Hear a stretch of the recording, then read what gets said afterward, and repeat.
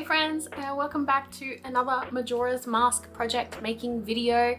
Today we are making the 22nd mask of the series, if I am remembering correctly. Now there's only a couple more masks that we have to make out of the collectible masks, and you guys know that I'm trying to make the 23 collectible masks first, which means this mask can only be one of two. Now I've had a few of you guys comment requesting this mask, so I am happy to announce that the 22nd mask of the series is the Garo's mask. The Garo's mask is a pretty cool one, however, there are two different versions of the Garo's mask. There is the Nintendo 64 version and the 3DS version.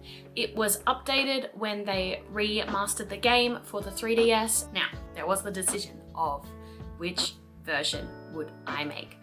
I grew up with Majora's Mask on Nintendo 64. I didn't play it all the way through, but I grew up with it on Nintendo 64. I did also own it on 3DS, so technically I could have done either. However, when I've streamed the game and I did the full playthrough, I did the Nintendo 64 version, which meant that for this project alone, I was more leaning towards doing the Nintendo 64 version.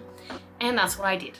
That's what I wanted to do. I will preface that if this project continues past the 31 masks of Majora's Mask into bonus masks and things like that, there is a chance that I will come back and I will make the 3DS version. But that's in the future. I've still got quite a few masks to go before I make any decisions about bonus masks, so that will be a decision I make down the track. Now, in the game, the Garo's mask is a mask that Link can wear around Ikana Canyon, Ikana Village, and basically when he puts the mask on, or the hood on, it's more of a hood, he comes across Garo. Garo were the enemies of the Ikana Kingdom. Their nation basically sent a bunch of them as spies to investigate Ikana Castle and gain intelligence on it. However, they were all killed, and since then they haunt the Ikana village, the Ikana area. When Link wears the masks, the Garo will appear thinking that Link is their master. However, they soon realize that Link is an imposter and will try to hurt Link. This is pretty dark because you basically best them as Link. You beat them in a battle, and once they are defeated, they give Link a bit of information about the area, a bit of information about the Ikana Kingdom, and then they burn their soul so they no longer exist. So it is quite a dark mask as well. How am I gonna make this mask? I have no idea. Basically, my plan is to buy a shawl thing off Amazon and paint the Amazon mask base completely black, cover the eyes, paint the eyes the green that they are, and then put the shawl over like a hood, then paint the hood. And that's basically the way I'm trying to get it to go. I don't know how I will shape the head of the hood or if the material will even be shapeable, but that is kind of something I will have to deal with down the track. I'm just hoping it all works out, and I hope it looks like the mask. That is basically it. Now, I've definitely done enough yapping for the intro of this video, so without further ado, I will let you guys get to the mask making. Like I said, I was going to use the Amazon mask base for this mask, but instead I was basically just covering the eyes with masking tape and then coating it all black. But before I did that, I realized that the fabric of the hood probably needs something to hold it, so I grabbed some cling wrap and some masking tape and made a little cap using my own head, and thankfully Alk was there to help me. Once I had my little cap, I wanted to make it a bit more stable, so I grabbed about 4 sheets of aluminium foil and I just wrapped it completely. I did constantly check to make sure it still fit my head because foil can easily be squished, and I didn't want to actually make it smaller by accident at any point during this process. Once I had completely covered it with foil, I just wanted to make sure it was secure and stayed in place, so I grabbed more masking tape and just taped down around the edges. And this is what it looked like. The next thing that I wanted to do was actually attach it to the mask. However, I realized if I was to attach it as it is, the shape would look really weird. So I grabbed some scissors and I kind of just cut across the forehead of the mask base. Then I roughly figured out where to attach it. It still kind of looked weird, but I put it together using masking tape to hold it in place. It's kind of giving Megamind, but that's fine. The last thing that I wanted to do was make it sturdy, so I covered the whole thing in foam clay.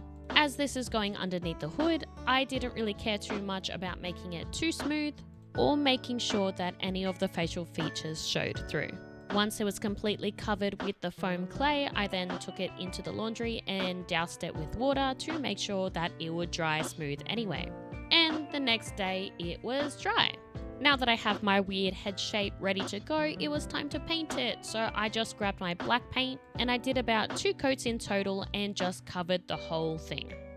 In the game, the hood is so dark on the inside and you can't see the facial features of the Garo anyway apart from the eyes. So this would have been so much better if I had some of that blackest black paint, but unfortunately I don't. The next thing that I did was mix up some light green shades as well as some white paint to paint a gradient for the eyes. They are practically white, they are bright and glowing, but they do kind of have green circles around the outside, so I wanted to make sure I had a bit of a gradient there. Later that day, once the paint was all dry, it was time to start shaping the hood. The shawl itself basically came in the shape of a giant triangle, so I separated it into 3 parts, with the middle as the hood and the 2 sides trimmed down to kind of make the neckline.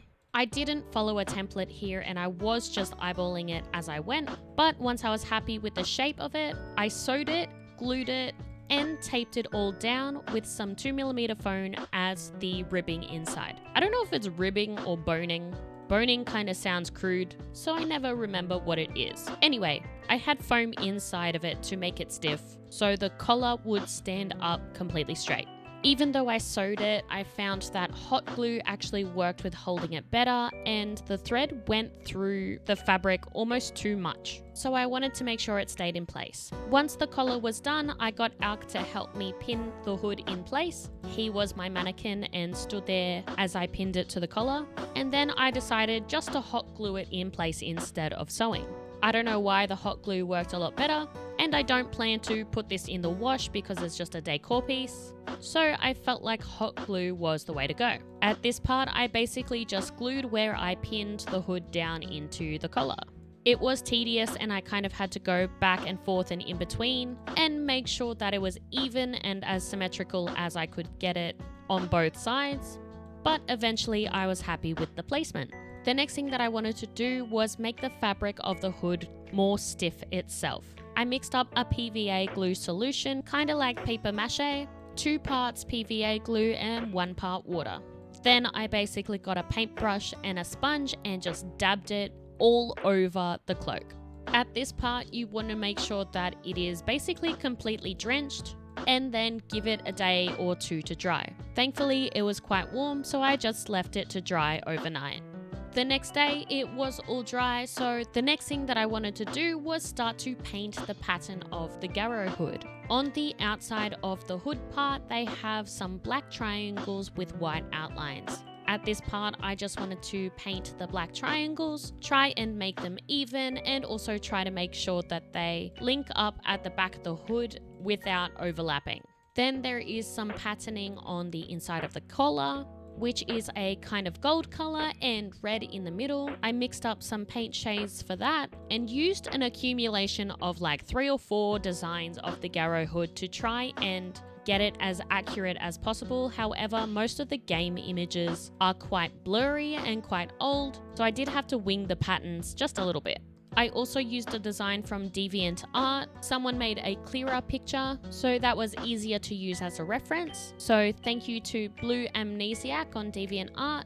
And once I was happy with the first coat of the patterns, I left it to dry, and once it was dry, I just grabbed more paint and went over it, especially at the front of the collar, and then I added the white outline to the hood. The last thing that I wanted to do was kind of make sure that the front of the hood, the opening, stayed open.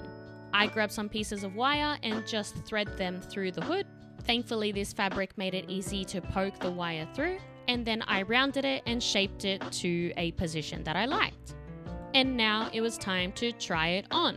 I was feeling a bit nervous at this part because this whole time I hadn't really tried on the hood. I put on the collar to make sure that it fit, and I tried the mask base itself to make sure that it was in the shape of a head. But I basically completely finished the mask and got to this point without trying it on altogether. Thankfully, I estimated the size quite correctly. It did take a little bit of fiddling to put it on, and I was very wary about the hot glue getting damaged or ripping off the mask base, but it worked, and I was quite happy with the results. And that is the Garo's mask done. Please let me know if you like how it turned out. Feel free to subscribe if you want to follow along with the project. And let me know in the comments which mask you like to see next. Thank you all for watching, and I'll see you in the next video. Bye bye!